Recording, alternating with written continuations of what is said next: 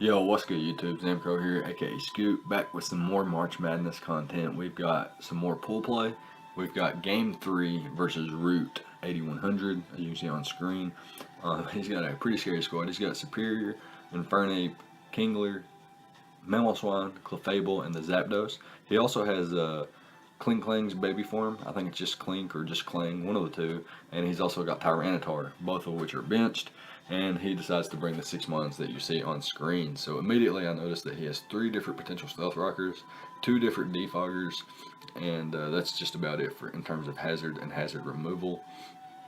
We also have 2 potential Stealth Rockers and 3 forms, well actually 4 forms of Defog. So that's pretty crazy.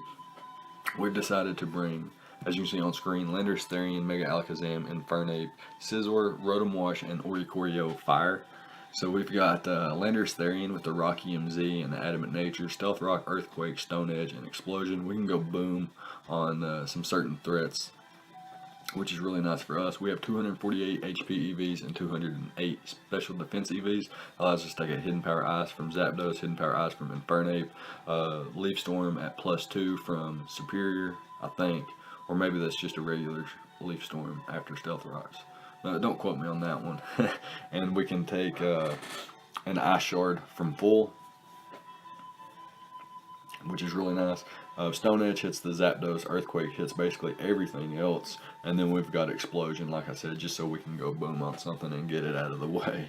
We have no attack investment and 52 speed EVs, allows us to creep some certain things that we don't really expect. You know, him to be on some certain ranges with like a defensive Zapdos, maybe an Adamant Mamoswine, things like that. For Mega Alakazam, we are speed creeping the Superior, which is his fastest Pokemon, so we're faster than anything he could possibly bring. We have max HP with a modest nature and 140 special attack EV. So we hit like a truck. We have Psychic, Focus Blast, Taunt, and Recover. So we can taunt things like Clefable, prevent it from Thunder Waving, setting up, and basically just start to spam Psychic and eventually, you know, beat it 1v1 no matter what kind of set it is, no matter how specially defensive it is. We blow back Kingler with 1 shot, blow back Infernape with 1 shot, Serp's 2-hit KO'd, Zapdos is 2-hit KO'd, Kingler's O-code, like I mentioned, Mamoswine's 2-hit KO'd or O-code after 2 rounds of Stealth Rocks, just depends on that. We also have Focus Blast for the Tyranitar, depending on his set, it can 1-shot or 2-shot. It's always a 2-shot, maybe a 1-shot depending on the set, like I mentioned, and it actually blows back the little baby King Kling thing anyway. Recover and Taunt, like I mentioned, is insane utility in this match. Can recover up on things like Infernape switching out. If Zapdos doesn't have Discharge, we can recover up on that. I don't want to play around with Paras, that's for sure. Also, he could have things, like I mentioned, Taunt is nice for setup Clefable, it's nice for Thunder Wave Clefable, it's nice for just, you know, Wish Passing or Recovery Clefable, Rocks Clefable, any kind of Clefable. Taunt is really nice to stop that in its tracks. So with Clefable and Zapdos actually being 2 huge nuisance, we decided to bring a Choice Band Infernape, just to try to break those things a little bit easier. We've got U-Turn, Flare Blitz, Close Combat, and the Mach Punch. We got the Mach Punch there just in case it's come down to a 1v1 between Infernape and Infernape. We've got a Choice Band Mach Punch. I'm not sure that he would run Choice Band versus my squad, so I felt pretty comfortable, you know, being able to use a Choice Band and Mach Punch to try to maybe come in clutch versus a late game Infernape versus Infernape. That being said, we are Jolly Nature with max HP, max speed, or excuse me, max attack, max speed, so that we can speed tie with Infernape as well as get the most damage output as possible. That being said, we do have our defensive core as well in Scizor, Rotom Wash, and the Oricorio.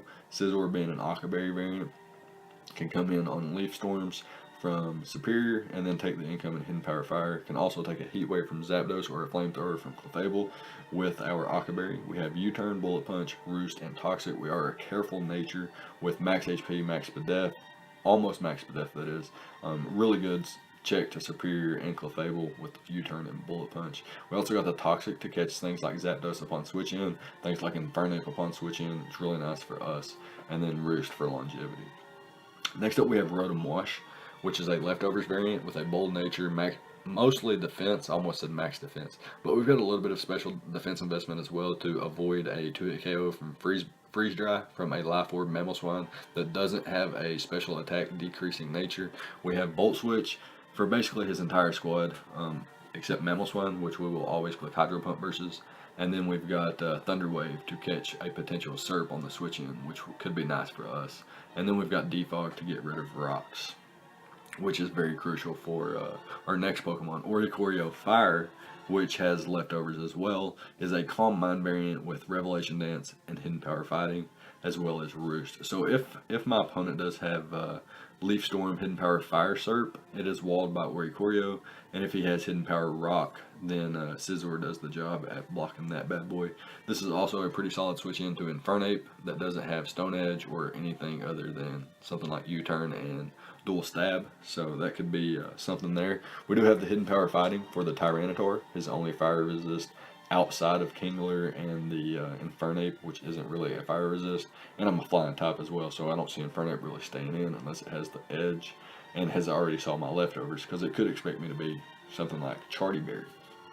Anyways, all that being said, my opponent, like I mentioned, has 3 potential Stealth Rockers, so I do have to decide, like, how am I going to lead off versus my opponent here. And we're going to see what he does here, as we're going to lead off with our Scizor, expecting his Mammal Swine lead. And we get that right, and we're able to throw off a Toxic here on turn 1, predicting his switch. Did not think he would stay in there. And we're going to go hard into our Landers here, seeing what he wants to do, as our opponent actually U-turns out. So that was actually a huge play, because I myself almost U-turned out on that play, and that would have been fantastic for me. Expecting the Heat Wave, though, I did go into my Landers. He goes into his SERP, though, as I go straight back out to my Scizor.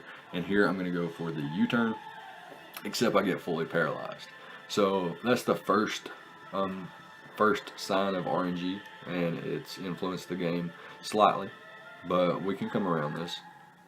So I'm going to stay in here, predicting his U-turn, but he actually goes for the Heat Wave this turn. My Aqua Berry pops, and I'm able to U-turn out. I don't get fully paralyzed again, thankfully, and I bring in my Landers hard here.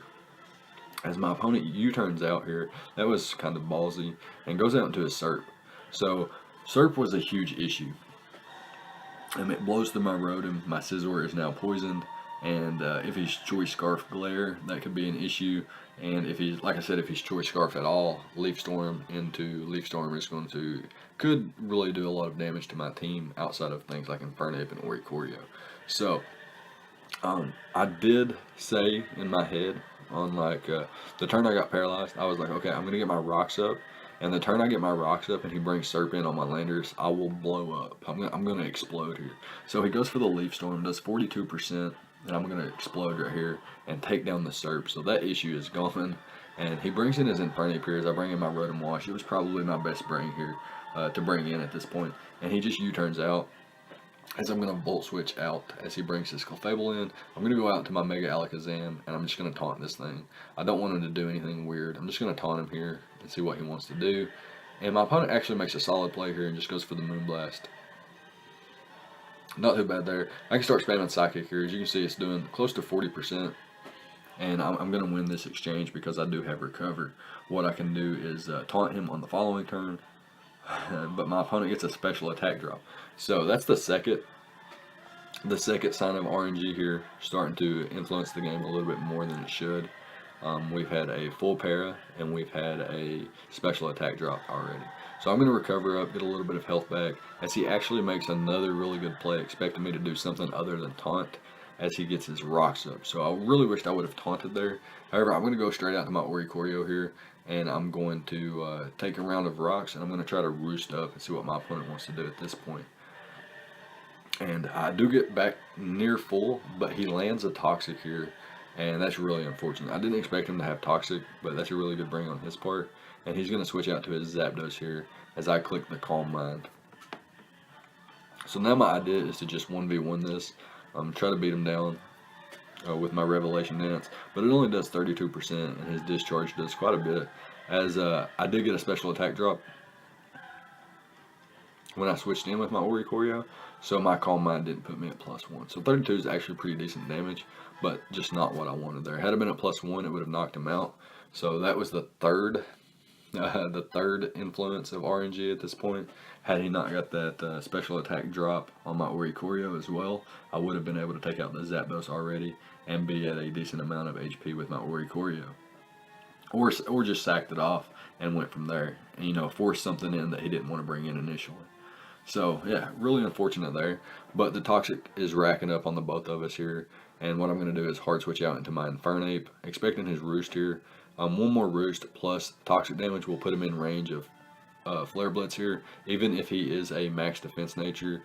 And I did take a look here, and he is not a pressure variant, so he does have the ability to paralyze me here with his static ability.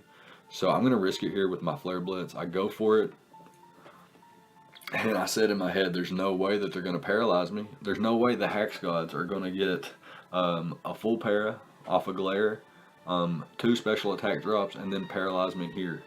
But they did, and now my Infernape's paralyzed. I sack off my Oricorio to the Mamoswine, bring in my Rotom Wash, blow back the Mamoswine. Unfortunately now though, my Infernape is severely weakened. However, he brings it in, or excuse me, my Rotom is severely weakened so that my Rotom Wash is severely weakened, so now Infernape is a bigger threat if he is Choice Scarf Infernape. And the way he's been playing it, it makes me, you know, keen to think he is Choice Scarf. So I'm going to go for the Thunder Wave here, as he's just going to knock me out here with his Clefable, finally. I'm going to bring in my Scizor at this point, and expecting him to switch, I'm going to Roost up here, and he goes into his Infernape, and I stay in here, go for the Bullet Punch to try to get some chip damage off. But he's able to, I get fully paralyzed again. Really unfortunate there as well. I know the chip wouldn't have been too much, but it would have been better than nothing. And it could have potentially put him in Mach Punch range. So what I'm going to do here is bring in my Mega Alakazam. I can click Psychic pretty comfortably as he goes out into his Kingler. This thing just drops to the modest Mega Alakazam. Now he brings in his Clefable. So I'm going to taunt him here. And he actually clicks Toxic to try to weaken me. Here I go for the Psychic, and he gets another special attack drop with Moonblast. So that's like the 5th or 6th time here the RNG's come into play. Let's talk about it again. The Glare para on, full para on Scizor, the special attack drop on Mega Alakazam, the special attack drop on Oricorio, the static para on Infernape, and the full para on Scizor. And yeah, this is the 6th sign of RNG as he gets a special attack drop here with the Clefable. Really unfortunate for me. Here I'm going to taunt him as if I recovered and he clicked Toxic. I wouldn't have been in too good of a position anyway. And now I'm forced into my Infernape and I cannot click Mach Punch at this point. So I'm just going to click Flare Blitz here, knock him out, and hope that he misses his Fire Blast here. But he does not. So really unfortunate game for me. It was kind of disheartening. These are the kind of games that make you not want to play Pokemon, because it doesn't matter how many things you do right. You know, it just teaches you. It's a life lesson, really. Like, no matter how many times you do right in life, how many good things you're working for, no matter how hard and how good of a person you are, you know, life sometimes just isn't fair. And Pokemon is a good example of that. You can do everything right in a match and still lose because of luck. Bad luck. It's just not fair. But yeah, it's going to be a game. So let me know what you guys think. Leave a like, comment, and subscribe, all the good stuff. And I'll be back with some more March Madness content. We've got one more game of pool play, and then we, depending on our record at that point, we may or may not have some bracket play after that. So yeah, that being said, let me know what you guys thought. Leave a like, comment, and subscribe, all the good stuff, and I'll see you guys next time. Thank you for watching.